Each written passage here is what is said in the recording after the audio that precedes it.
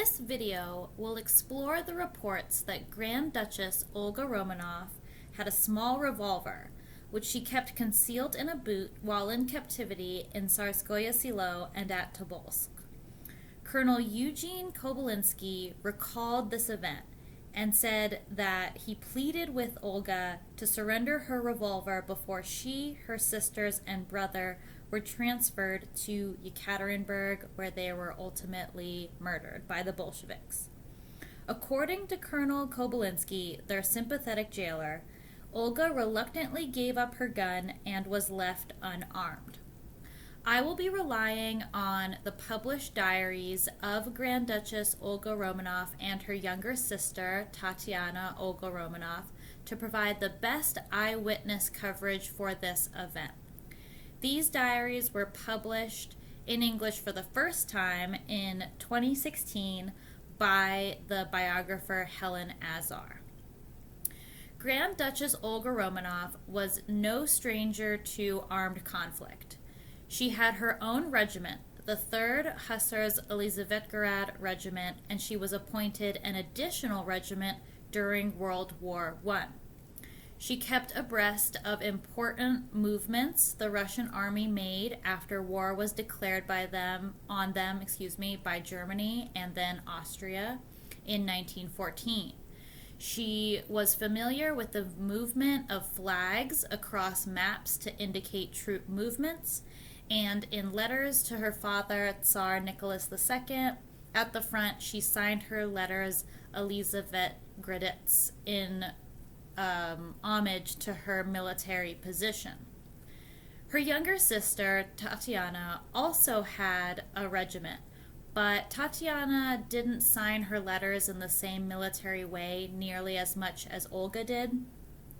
Tatiana was also a remarkable nurse, and her skill in the Tsarskoye Selo infirmary far outpaced Olga's. And so Tatiana's role during World War I was much more medicinal than Olga's, which was much more focused on the military. Now, the Hussar regiment that Olga oversaw did not have guns granted to it. But in 1910, when Olga was just 15, she attended one of her first society events with her father. According to reports, she was dressed in a pale pink dress, and she accompanied her father and her younger sister, Grand Duchess Tatiana, to the Kiev Opera House. There, they were watching a performance of the Rimsky-Korsakov opera production about a Grand Duke, and they were both very excited. Both girls played piano. Tatiana slightly better than Olga at the piano, but both of them loved it. And they would watch many ballets and operas before World War I broke out. In 1913, for example, the two sisters recorded watching famed Russian ballerina Anna Pavlova. Just a side note, much has been made of the austere upbringing of the two older Grand Duchesses, but one has to remember that in their later teens, there was a war happening in their country, and so they weren't going to be going to balls, they weren't going to be going to dances, they were going to be do what they were required to do, and that was become nurses, attend to the wounded, run drives for collecting silks and linens to be sent to the front. So they were really fulfilling their princess duties and not being these antisocial people that some scholars claim. So back to 1910. At this time, the Kiev Opera House was hosting the Grand Duchesses Romanovs as well as the government minister Pyotr Stolypin in boxes. And according to Tsar Nicholas II's diary and letters to his mother, he said, "Olga and Tatiana had followed me back to the box and saw everything that happened. It had made a great impression on Tatiana, who cried a lot, and they both slept badly." What happened was Stolypin was assassinated by a Bolshevik who was then sentenced to death. Stolypin was a prime minister who understood the plight of the Russian lower classes, and he had great plans for uplifting his people. This would not have satisfied the Bolsheviks. The Bolsheviks wanted total anarchy and chaos and their beloved Communist Manifesto. So the reforms of Stolypin would not have gone far enough for them and still would have maintained order. And so Stolypin was assassinated. The theater was occupied by 90 men posted as interior guards. When Tatiana saw the assassination, she tried to shield Olga from it, but it didn't work, and both Grand Duchesses were traumatized by the event. After this, Olga asked her father for a gun. She insisted upon it for her own safety. Where could this gun have come from? Could it have been Zlatoust Arms Factory, which you can see Nicholas II touring here? I don't think so, because at the time, Zlatoust Arms Factory was known for their tempered steel, and they were incredible steel makers, and they contributed to daggers and swords. So they wouldn't have been a go-to for guns.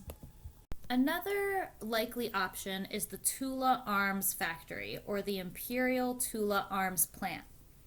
This is a weapons manufacturer founded by Tsar Peter I of Russia in 1712 in Tula, as Tula Arsenal. It's always produced weapons for the Russian state and the Imperial Russian family, as well as the Imperial armies. Its name was changed from Tula Arsenal to Tula Arms Plant during the Soviet era, but it continues to produce a large variety of weapons and arms today.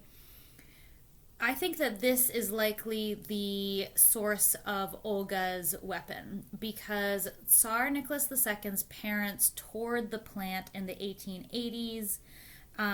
Tsar Nicholas II was incredibly interested in its arms advancements. For example, in 1910, the factory started production of the Maxim machine gun. The factory did not have revolvers as one of its main exports for the Russian military in World War I, simply because a lot of regiments just did not have pistols. They would use swords, bayonets, daggers, and even Nicholas II, one of the final things he gave up in exile was his dagger. So the Tula Arms Factory was well known for producing weapons, but these weapons were pretty varied. And so what we see Nicholas II using throughout his life are hunting rifles. And I don't know if that's because we just don't have the photographs of the family using smaller firearms. The Bolsheviks destroyed so much of the Romanov property that maybe there are photos out there and we just haven't found them. But in any event, here's an image of Tsar Nicholas II with his Berdan II hunting rifle. There was also a Berdan I rifle.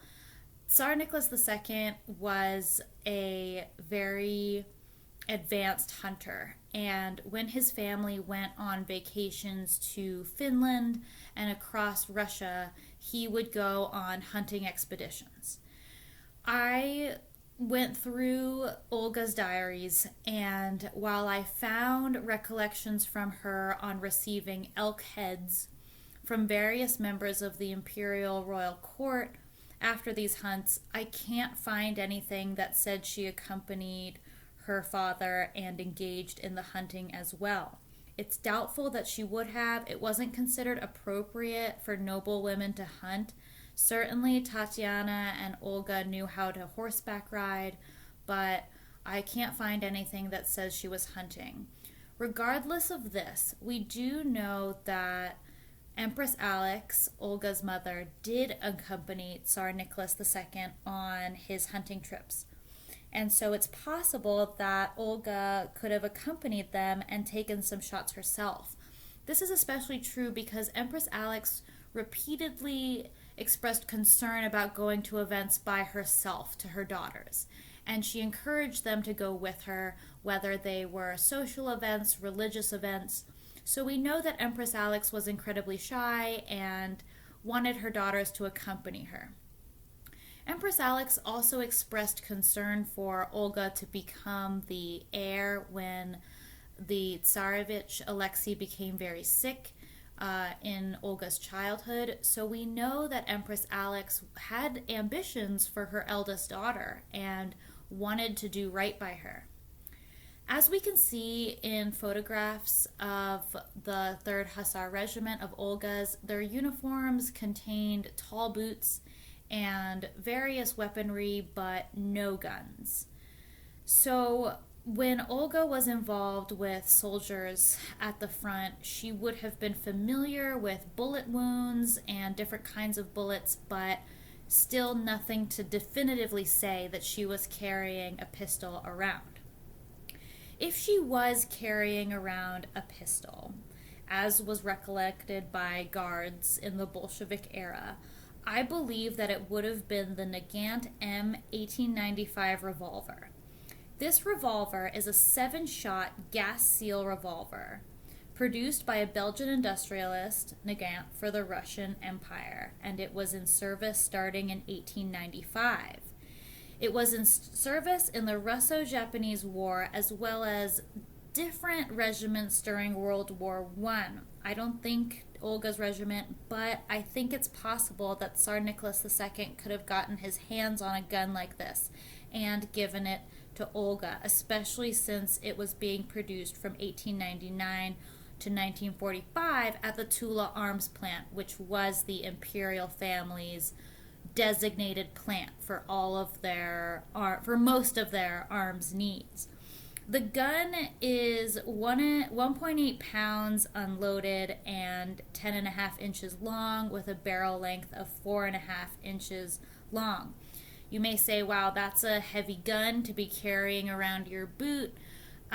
Frequently, Russians would saw off the barrel. So the barrel length wasn't always as long as it's shown here. It was frequently a lot shorter. The revolver is still in use by various Russian policemen today. It's a well thought of revolver, it's easy, and so I think that Olga would have been drawn to this revolver. I also think there are many ways Olga could have hid it, if not in her boot. She could have hid it in her fur stole, which you can see here in this picture.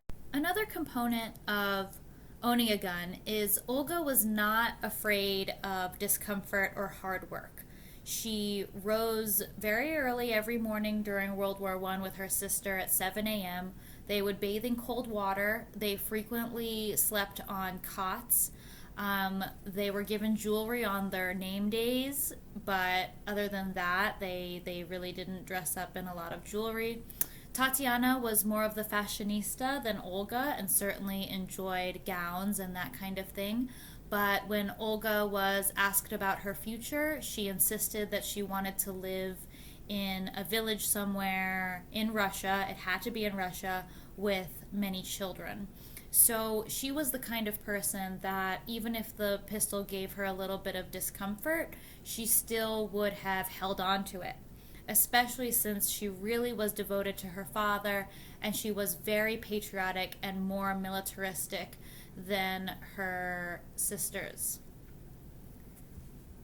There is another recollection about Olga's gun from one of Empress Alex's ladies-in-waiting, and this recollection is as follows. Not long after Rasputin's death, Olga and her brother were playing in the snow with a young military cadet who had the measles. Olga and Alexei were the first to fall ill. Soon their sisters would succumb. It wasn't until Olga was on the road to slow recuperation that she learned from her mother that her father had abdicated the throne and that they were now all under house arrest in Tsarskoye Selo.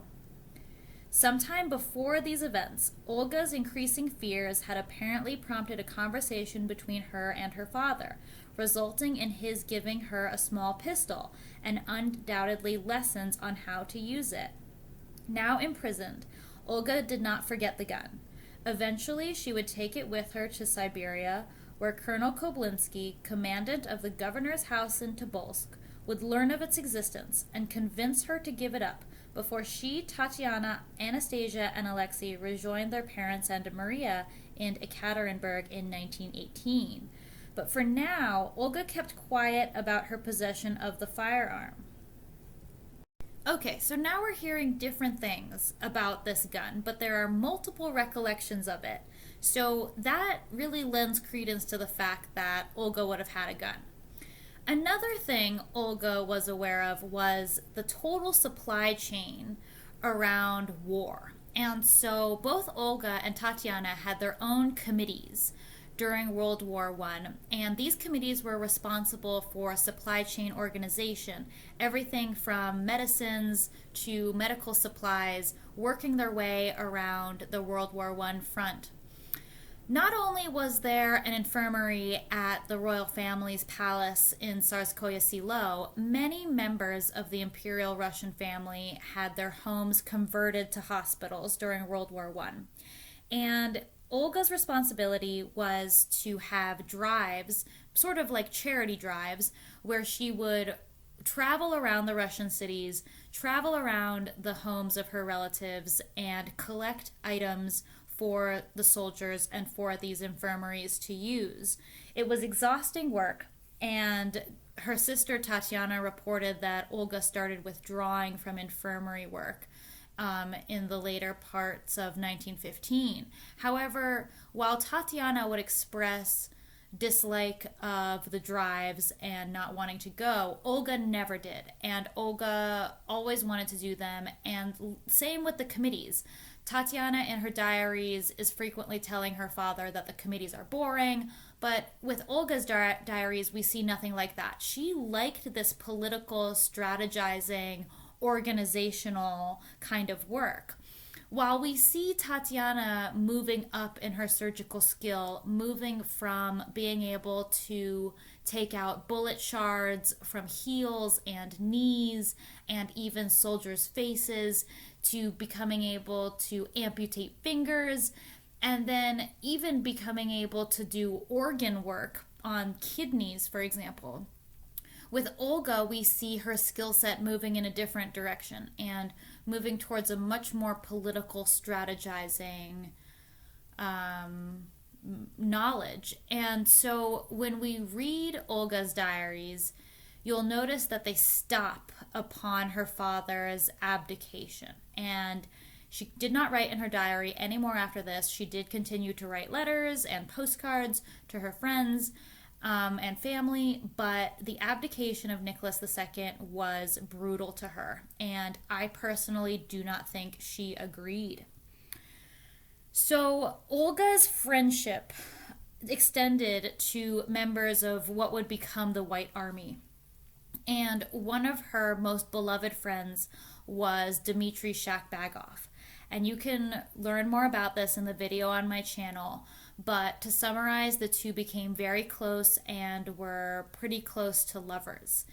Mitya, as he was known, or Golden Mitya, as Olga called him, would be involved in Petrograd in its siege in 1918. Someone of his name was recorded continuing to fight the Red Army in the Caucasus in 1920. And so these were the kinds of people, very patriotic, very militaristic, that Olga was spending her time with.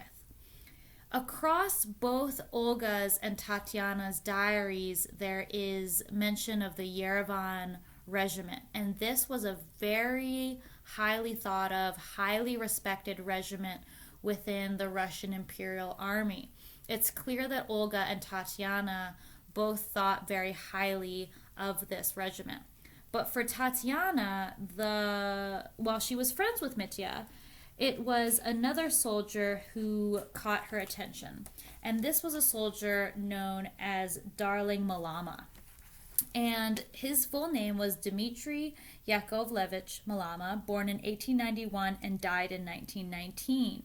He was a Russian nobleman whose father, General Yakov Malama, served as a military advisor to Nicholas II and was acting Governor General of Georgia from 1904 to 1906. The younger Malama was enrolled in His Majesty's Corps of Pages, from which he graduated in August 1912 as an officer in the Ulan Lancers Regiment of Her Majesty the Empress Alexandra. Malama had served as one of the Empress's personal pages and then as one of her Ulans, guaranteeing extremely close access to the imperial family. Throughout Tatiana's diaries, there is a mention that she felt more spiritually close to the Ulans than to other regiments. Malama went immediately to war with the Ulans, where he was seriously wounded, later receiving the award for bravery directly from the hands of the Empress. He went to recuperate at the Tsarskoye Selo hospital, where he either met or became reacquainted with Grand Duchess Tatiana. The two became very close, and he is mentioned frequently in the diaries of the members of the family. Malama was released from the hospital in December 1914 and returned to the front. After the revolution, he joined the White Army forces and was unfortunately killed in an attack in Saratov province. His love for Tatiana, or admiration, was so deep that he gave her a little French bulldog that she named Otinpa. And this French bulldog would go on to have puppies, and Tatiana kept it with her into house arrest and exile. Unfortunately, the dog was shot and killed in Ekaterinburg, but her love for the dog was just boundless, and it appears in many photographs. In addition, Empress Alex was not a fan of Tatiana having this dog, and she wrote a very sweet letter to her mother asking to please keep the dog, which she of course was allowed to do. By March 1917, with the Russian Bolshevik Revolution underway, the imperial family was imprisoned at Tsarskoye Selo. And it was here that Olga was recovering from the measles. They were still taking photographs, they were still tending to their garden, but they could not venture outside. However, they had a network of servants whom they could ask for various things and who could travel outside. And the Bolsheviks knew this. They knew that the situation at Tsarskoye Selo, surrounded by former members of Olga's regiment and the Tsar's regiments, was precarious.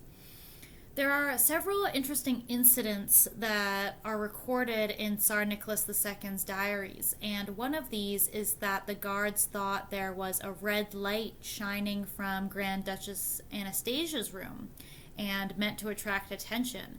They searched and could not find a reason for it.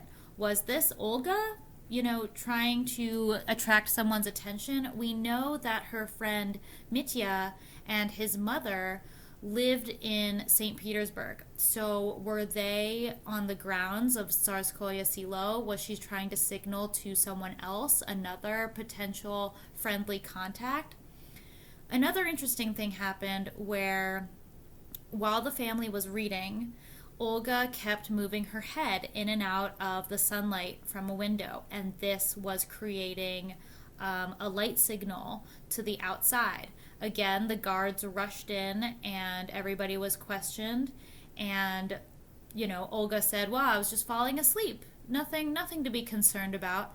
And so we see these things happening, and it's incredibly interesting because Olga was always reading about military history, especially Russian military history. She was more militaristic than the rest of her siblings, and getting into communication systems is not outside her scope. For example, for fun, she would read books on surgery. So this was something where, was she trying to get the attention of others? This is a theme that would continue into their exile to Tobolsk, Siberia. I also want to raise this because we know the Grand Duchesses experimented with mirrors for their photography.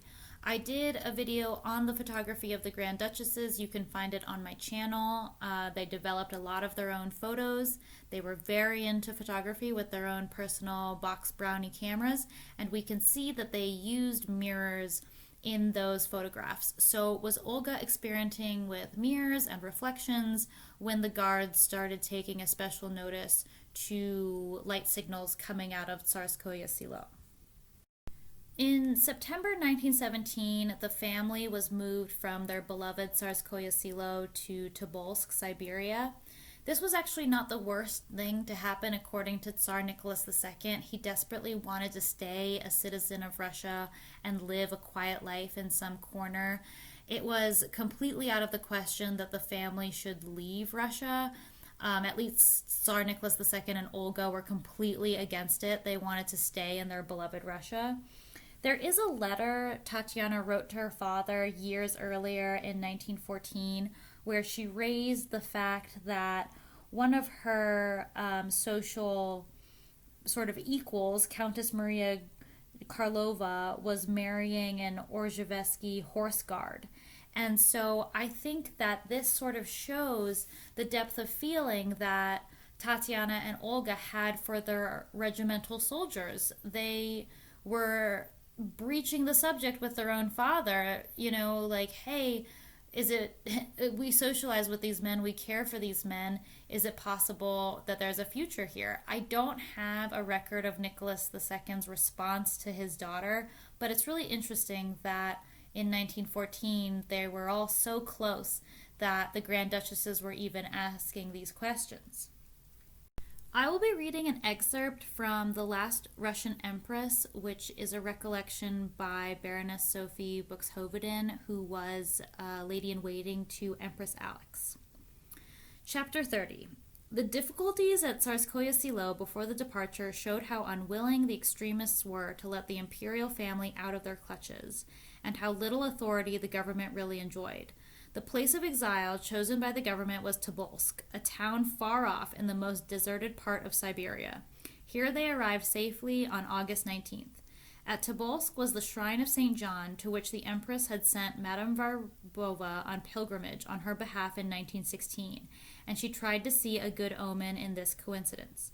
The government had seen to the outward comfort of the travelers during the long journey. They had a special train made up of first-class sleeping cars to which a restaurant car was attached. There were armed soldiers with them, but the men on duty were at the end of each coach and not actually in the carriage. A member of the Duma, Vershinin, had been deputed to accompany them, as well as the engineer Makarov, who had made all the arrangements for their journey, and 2 members of the Soviet.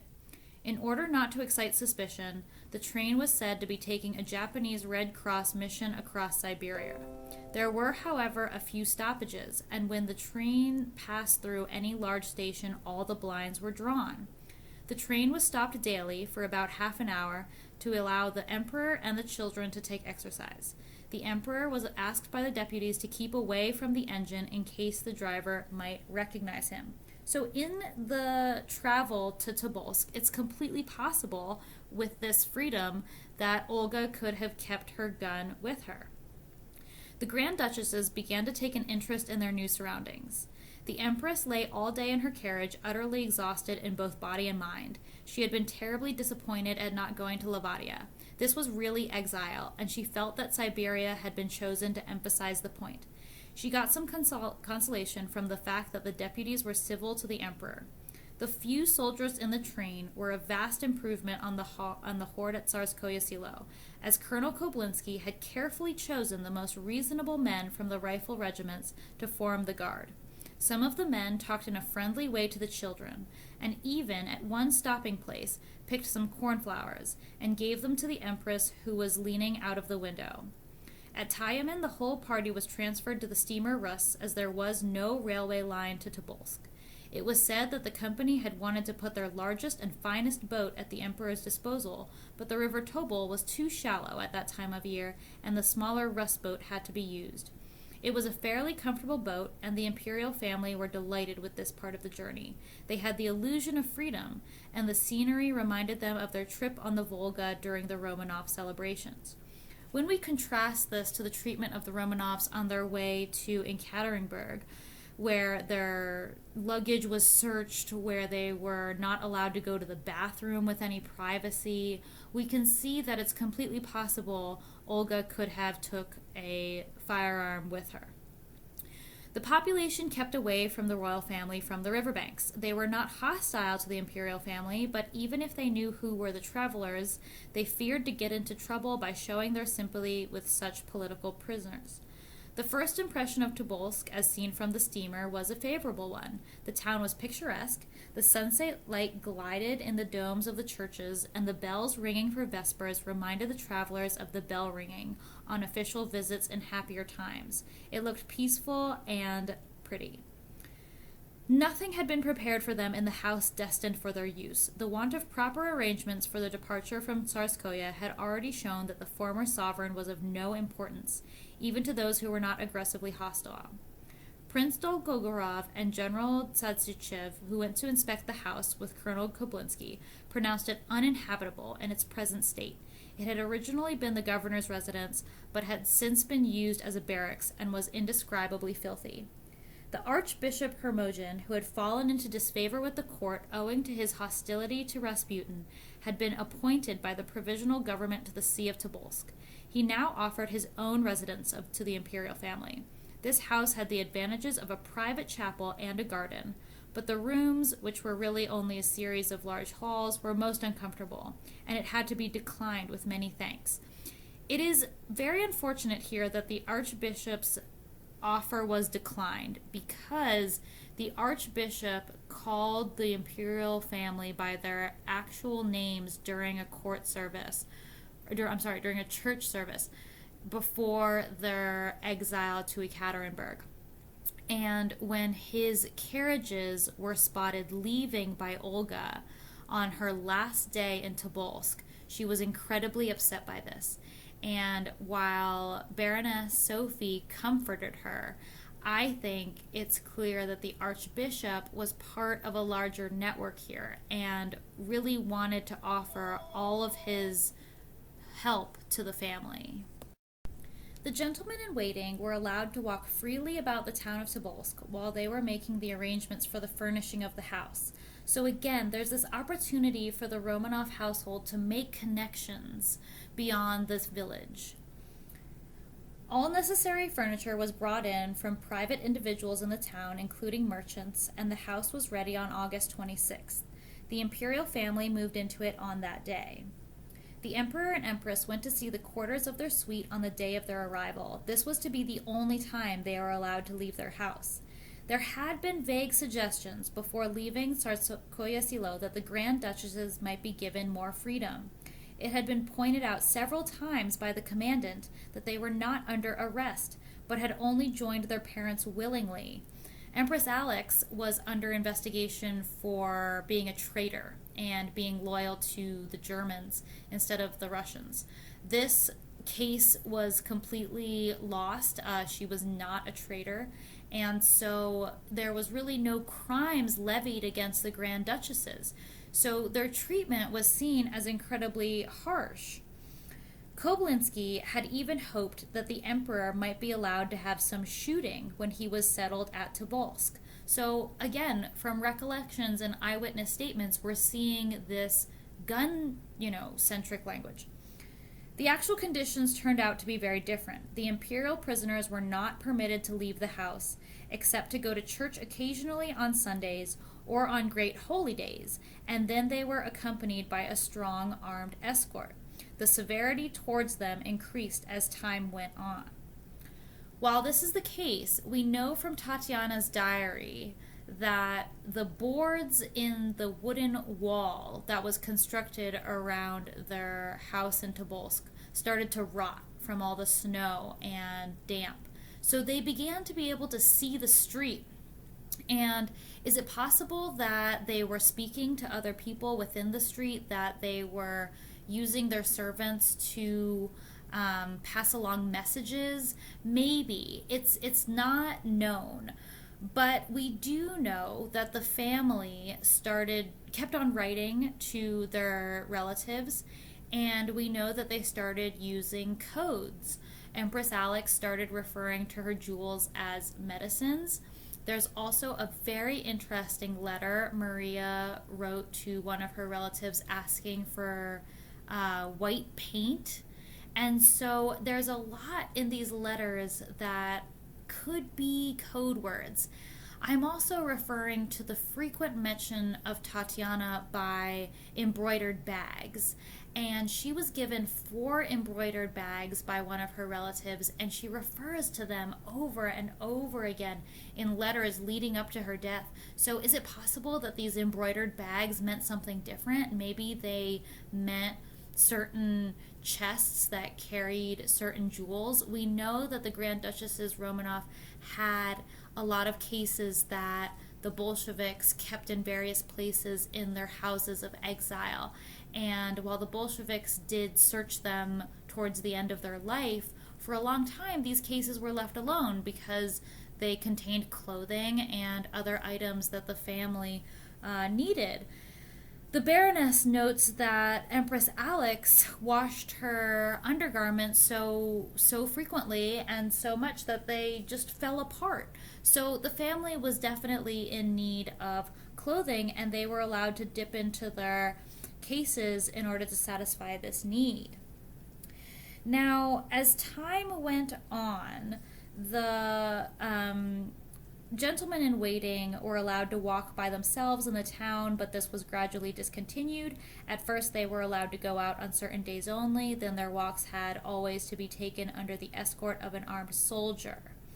The imperial family got what air they could in the kitchen garden. This had a few cabbages, but it also had cows and other farm animals. And the family kept active by cutting wood and constructing a little ice mountain. Now, this ice mountain has been the focus of various scholars because the family would climb on top of it and look out, and they would look out upon the village. And so eyewitnesses remember that Olga, in particular, would just stare out at the horizon for hours. She would just stand in the yard of the governor's house in Tobolsk and seemingly be looking for something. Was she looking for Mitya or other members of the White Army? We know that the White Army was incredibly concerned with the fate of the Romanovs, and Nicholas II's mother was pleading that her son be allowed to escape to Denmark. And so they were certainly not forgotten. There were many factions devoted to them who wanted to see them safely, just safe. They wanted to see them either safely in another part of Russia or safely in another part of Europe. The family's stay at Tobolsk was very lucrative. Empress Alex taught her daughters every day and made them keep up with their lessons. And when money started running out, the Grand Duchesses and Empress Alex started to doing all of the chores themselves, resulting in some of the servants having to leave. So again, we see incredible privacy around the imperial family. Members of the village of Tobolsk still treated them as royals and would remove their hats when they passed by the governor's mansion. And so everything seemed to be going very peacefully. However, the Red Army was growing in power, and when the soldiers realized that there was no authority at Tobolsk other than the Red Army in Moscow, they began to get much rougher with their prisoners. The Tsarevich Alexei unfortunately became very sick, and the Grand Duchess Olga told Baroness Sophie that they put on brave faces for their parents' sake. The younger children did not realize the danger, but Grand Duchess Olga certainly did. When Alexei got sick, it was due to whooping cough that he caught from one of his playmates, and the dampness and chilliness of the house certainly didn't help. Due to the coughing, he burst a blood vessel, and this was incredibly risky for him because he had hemophilia and his blood could not clot. So throughout his childhood, when he would fall or get bumped, he would often be in bed for days due to the internal bleeding that would be taking place. So when Colonel Koblinski was replaced by a much harsher band of soldiers from Moscow, he this replacement saw that this replacement Yakovlev saw that Alexei could not be moved, that there was no way the imperial family could be sent anywhere in the state that Alexei was in. This was not the worst thing, because a lot of the Bolsheviks truly hated the Tsar, and the Tsar was the figurehead for a lot of their hate.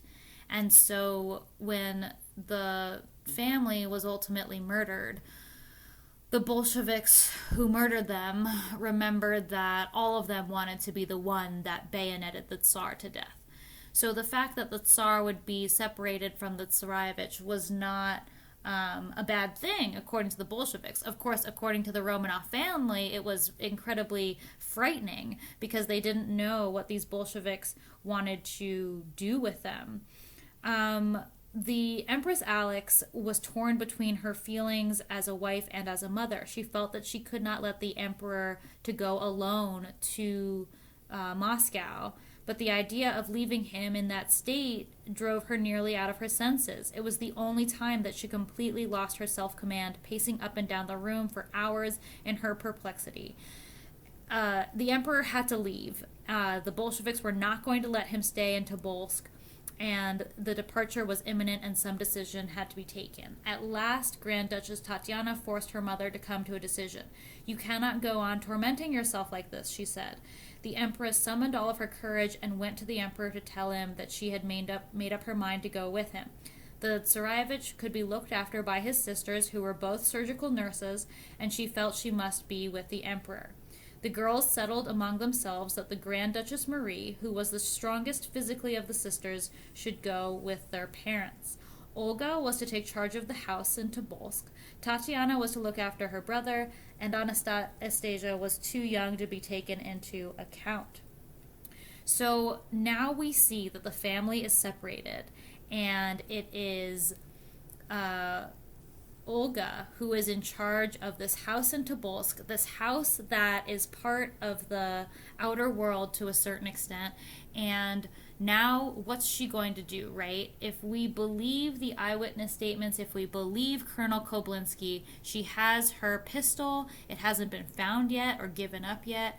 And so she's got this militaristic knowledge. She has contacts in the White Army, and there is a telegram machine. So there was a telegraph machine in the governor's mansion, and we know this because Olga sent a telegram to her parents when they were in Ekaterinburg. So Olga was basically using all of her wits at this point. Unfortunately, she wasn't keeping her diary, so we don't know what she was up to, but Tatiana was. The big pair, Olga and Tatiana, asked the soldiers for the emperor's treatment, and stories of the emperor's treatment were repeated to them by the returned soldiers, and the future looked very black. Alexei's improvement was slow. His temperature was still high, and he was extremely weak from loss of blood and unable to sit up in bed. Colonel Koblinski and his men were replaced on May 14th by a mixed guard of Lets and sailors. The newcomers were a great deal more severe than their predecessors, who had been openly sympathetic to the children. The stoker Kokoryov was normally the chief, but it was evident that Rodionov, who had replaced Koblinski, was the head man. He knew no pity, but on the contrary seemed to take pleasure in tormenting and humiliating those under his rule. He started the system of a daily roll call. The Grand Duchesses had to assemble in the sitting room and reply to his question, "Are you Olga? Are you Tatiana?" While he added contemptuously that there were so many of them, he could not remember either their names or their faces. Sentries were posted outside the house. All the doors had to be open. The servants were not allowed out into Tobolsk. Nagorny once took a bunch of radishes with 3 lines written by the Tsarevich to the doctor's son. Previously, the doctor and dentists and oculists were permitted to see the Romanov family. The man was searched, and it was with the greatest difficulty that General Tsarskoye managed to persuade Rodionov not to court-martial poor Nagorny. At Easter, a priest and 4 nuns were allowed to come for the Easter services, and Grand Duchess Olga gave the household the presents which the Empress had prepared. Now, at this time, the communists were destroying all of the gold and silver in the town, and this included all of the icons. The Romanov family took their faith incredibly seriously, and they slept with icons and medallions by their beds. So one can only imagine how much the guards were taking from them to satisfy the communist edicts. All the inhabitants of the town sent the young people gifts for food on Easter, and their Easter table was laden with Easter cakes.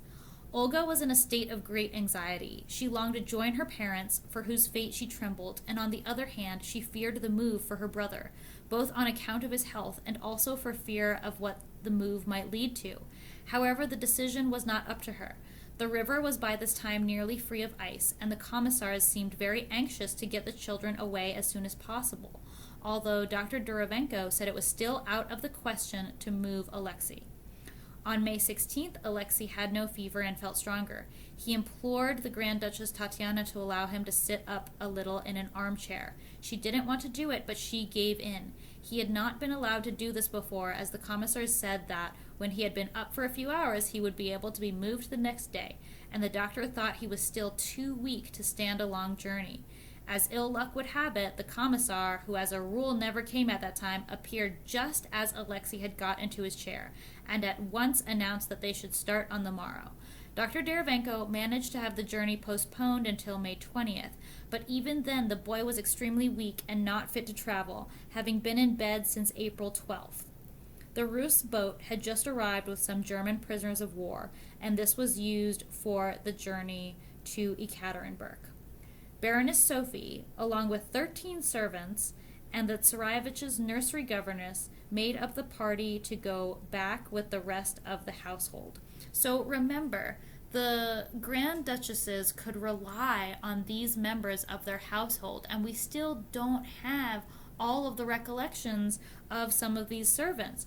For example, a servant, Anna Kuzminkik, her recollections were published very recently, only a few years ago, because by the 2000s, her family was ready to speak out about their relatives' service in the house in Ipadiev house, excuse me. So there's so much we still don't know about this time in the Romanovs' lives. Another thing we have to take into account is that in 1917, British intelligence officers developed several options for evacuating the Tsar from Russia without delay, but the British government and King George V did not have enough resolve to carry out this operation. Discussions on the possible evacuation of Nicholas II from Russia began almost immediately after the Tsar's abdication in March 1917. Already on the 19th of March, the British general, Sir John Hanbury Williams, met with Nicholas II's mother, Dowager Empress Maria Feodorova. Britain's concerns for the Romanov family is explained by the fact that King George V was a cousin of both Nicholas II and his wife. The two monarchs were close and often corresponded, calling each other Old Nicky and Dear George. In addition, Britain and Russia were allies in the First World War, and remember, Russia was declared war upon by Germany and Austria. It didn't even want to get involved. The British general and the Dowager Empress agreed that the abdicated Tsar should leave Russia as soon as possible. Maria Feodorova was born in Copenhagen and held the title of Danish princess before her marriage. She advocated that her son be evacuated to Denmark. She expressed concern that in the event of a longer sea voyage, the ship carrying her son could be sunk by a German submarine. The British general assured Maria Feodorova that he could ensure the safety of the Tsar. He even offered to personally accompany the imperial family out of Russia to England. She agreed. The British ambassador to Russia, Sir George Buchanan, began negotiations with representatives of the Russian interim government on possible evacuation routes. So nobody was sitting idle. This was important to them. Several obstacles remained. First, it was necessary to convince Nicholas II of the need to leave, who, judging by his diary entries, still wanted to stay and dreamed of spending the rest of his days in Crimea with some kind of special honorary status. Secondly, it was necessary to obtain the final confirmation of the operation from London. And thirdly, it was necessary to figure out how to get the Romanovs out of Russia by passing the armed detachments of the Bolsheviks. At the moment, the provisional government did not fully control the volatile situation in Russia. It was strongly opposed by the influential Petrograd Soviet of Workers' and Soldiers' Deputies, which were against the departure of Nicholas II and demanded that he be tried, like his wife was. While the politicians were negotiating, intelligence scouts got to work. Some of the documents shedding light on the events of these days remain classified. One plan was proposed by Oliver Locker-Lamson, an officer of the Royal Navy. He was simultaneously the commander of a division of machine gun armored vehicles and an MP. In 1916, the Locker-Lamson division was transferred to Russia, where he immediately took action. According to his memoirs, in 1917 he was instructed to develop a plan for the rescue of Nicholas II. By this time, Locker-Lamson managed to recruit one of the servants who worked in the Alexander Palace. There were so many servants, and we know that some of them went with the royal family to Tobolsk. Was this one of the people that Locker-Lamson knew? Maybe. At the time, it was there that the imperial family was being held under arrest after the Tsar's abdication. According to the intelligence plan, on the designated day, the servant was supposed to come, shave off Nicholas II's beard, change clothes with him, and attach himself a false beard, similar to that of the emperor. Nicholas II then had to calmly leave the palace and walk to the place where British intelligence officers would be waiting for him in a motor car. Then the Tsar would be transferred to an armored vehicle and taken under the protection of the British military and sent to London. At first glance, the plan looks naive, but as subsequent events showed, Locker-Lamson had previous experience of evacuation operations. In 1933, he helped Albert Einstein escape from Nazi persecution, and in 1936 he transported Emperor Haile Selassie of Ethiopia to England so that he would not fall into the hands of Mussolini. The officer's plan had one weak point. It required the salvation of only Nicholas II himself. A devout husband and father, the Forsaken Emperor had made it very clear that he would not leave Russia without his beloved wife and children. There was also another obstacle. It was necessary to get the approval of London and send a warship to Russia to evacuate the Romanovs. Time was quickly running out for both the imperial family and the scouts. General Hanbury Williams sent an urgent telegram after telegram to the British government, but there was no answer. The general's telegrams did reach Downing Street, but the British government was in no hurry to make a decision.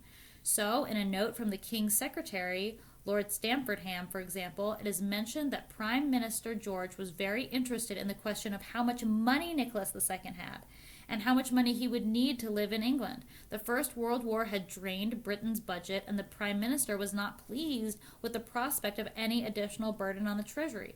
Can you find out what private savings the Emperor has? The Prime Minister asked the British ambassador to Russia. So the Romanovs are at risk of being killed, and the British Prime Minister wants to know how much money they've got.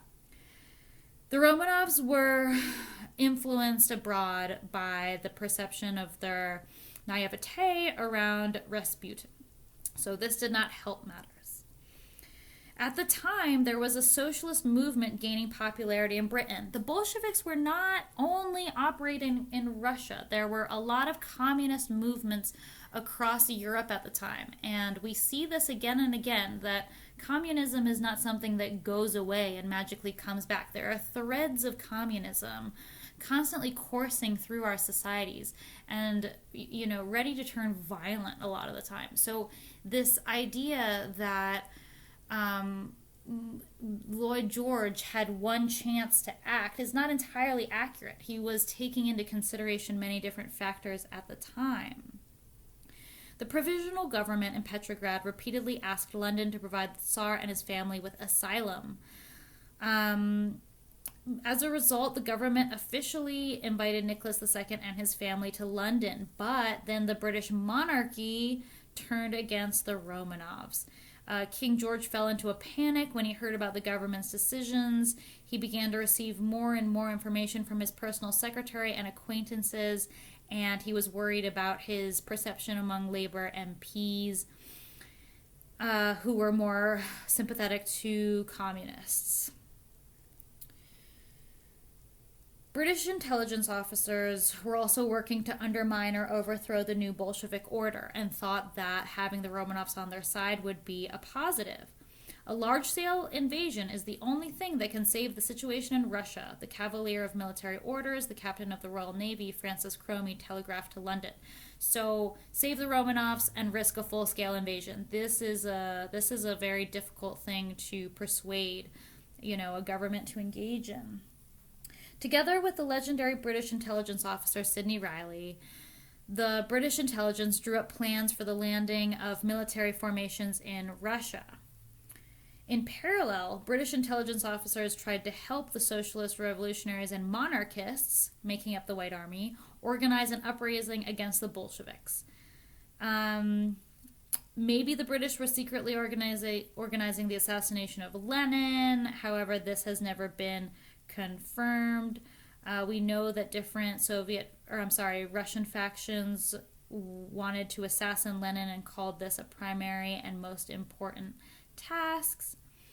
By August 1917, any opportunity to rescue the imperial family was looking more and more dismal. The provisional government, trying to somehow ensure the safety of the Tsar, sent them away from radical revolutionaries near Tsarskoye Selo into exile in Tobolsk.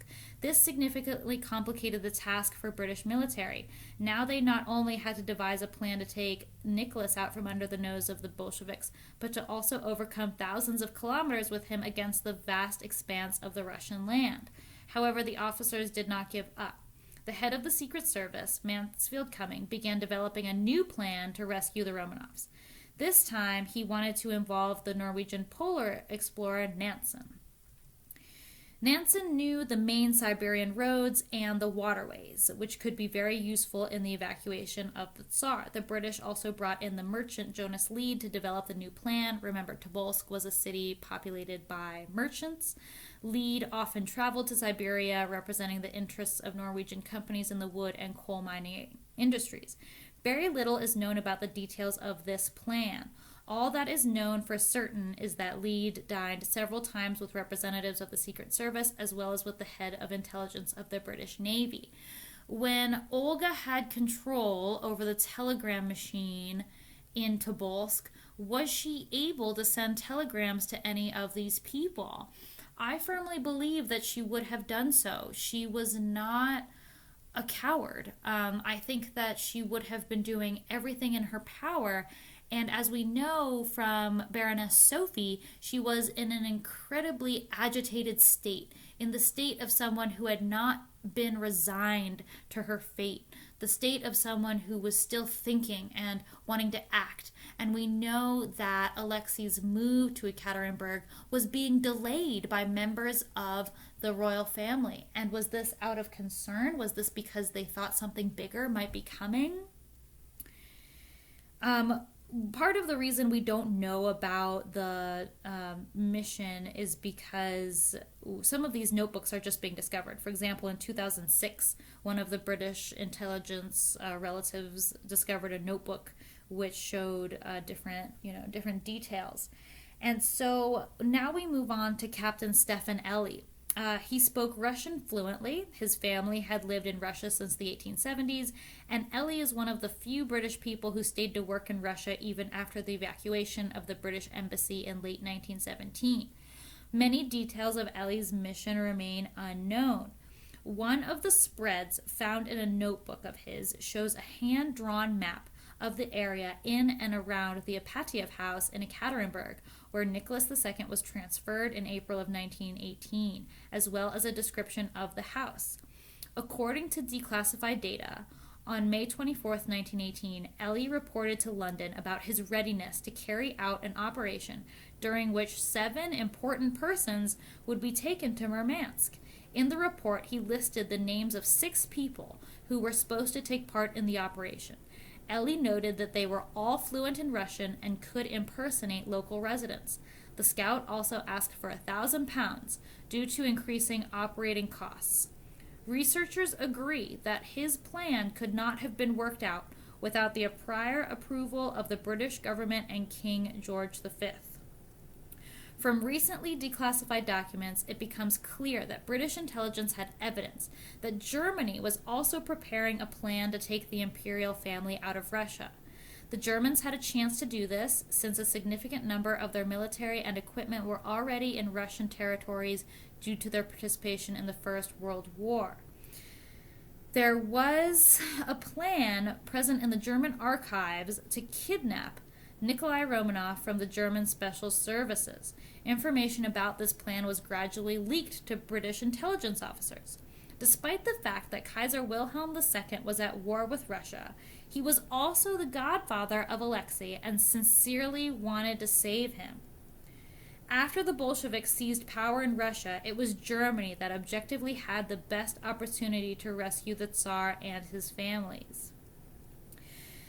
In May 1918, diplomats discussed for the last time whether they should raise the issue of evacuating Nicholas II's 5 children during negotiations with Trotsky, who at that time was chairman of the Supreme Military Council.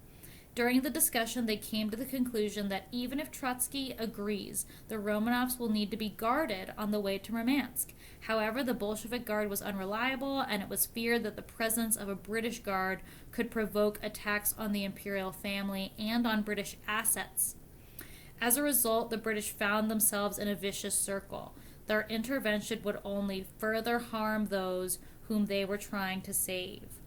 Historian Andrew Cook believes that telegrams with details of the evacuation plan for Nicholas II sent by Ely to London could have been intercepted by the Bolsheviks. And again, we see this telegram machine appear. Perhaps this was the reason for the increased security of the Apatiev house and the imperial family in the summer of 1918. Certainly, I don't know of any telegrams personally sent by the Romanovs in Apatiev house. On July 17, 1918, Nicholas II with his wife, the Grand Duchesses, and 4 faithful servants were all brutally murdered in Ekaterinburg. There were no survivors other than Alexei's beloved dog. Less than a year later, the British battleship Marlborough rescued Dowager Empress Maria Fyodorovna along with other Romanovs with their families to the British naval base in Malta. So this is just so sad. One almost feels that the Romanovs were so close to rescue, and they were so close to being involved in all of these intelligence agencies and their spy networks, and yet it just couldn't happen. And so while we have so much of the Romanovs today, and they are looked to as saints due to their canonization, the tragedy of the Romanov family continues to show how brutal and cruel Bolsheviks and communists are. I did reach out to Tula Arms Factory to try to attain records on Romanov family purchases to determine if Olga really did have a revolver and if it was something that she was forced to give up in her last years. They did not get back to me. They are very busy, and they are certainly not receiving billions of dollars from the American government, so one can only imagine how busy they really are. I hope you enjoyed this video.